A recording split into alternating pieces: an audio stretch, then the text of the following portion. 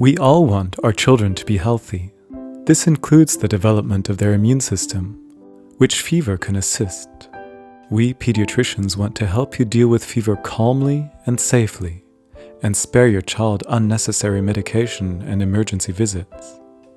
Fever is a healthy reaction to stress or pathogens. Viruses and bacteria are less able to multiply during fever. However, there are situations in connection with fever where, to be safe, you should consult a doctor. All children under the age of 3 months should see a doctor on their first day of fever. You should also consult a doctor if your child looks seriously ill, has a skin rash, has strong pain, is breathing very quickly and with effort, won't drink anything for a long time, especially if the child has diarrhea, vomiting, or is listless, or has a fever for longer than 3 days. Many parents are afraid of febrile convulsions. They are rare, but if it runs in the family, young children may have such fainting spells, with rolling eyes, shaking, and even turning blue, and emergency may be called. But even though they look terrible, simple febrile seizures are harmless and usually cease within minutes. Antipyretic drugs do not protect against febrile convulsions. What can you do? Please make sure you or someone familiar is there for your child. Your sick child needs care and support. Days of illness in a child's life are an opportunity for nurturing the relationship between you and your child, and relationship is most important for health and learning. As long as your child has cold hands and feet, or even chills, he or she needs warmth.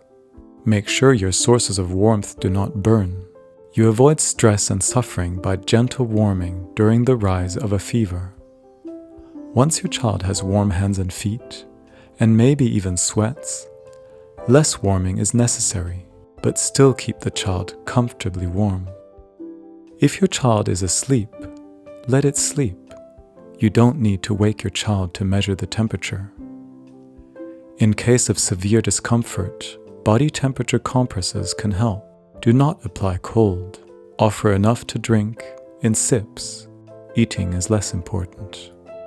Antibiotics do not work against viruses and are not always needed against bacterial infections. Antipyretic drugs, such as ibuprofen and paracetamol, also known as acetaminophen, are not necessary, even in cases of high fever. Since they interfere with the course of the disease and an overdose is dangerous, they should only be administered when advised by a doctor, for example, in cases of pain or to save a night's sleep.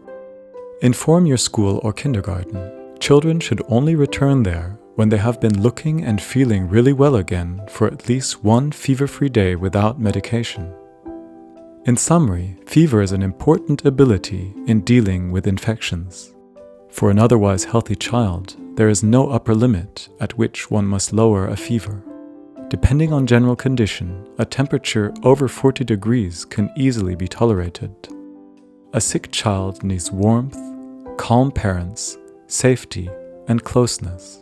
If you don't know what to do, are worried, or if your child shows warning symptoms, we health professionals are always there for you. The Fever app can help you measure and document well-being, temperature, pulse, breathing rate, and symptoms, and offers further practical and scientific information. We wish your child a good recovery. This video was developed on the basis of scientific information together with parents, educators, nurses, doctors, psychologists, and the German Professional Association of Pediatricians.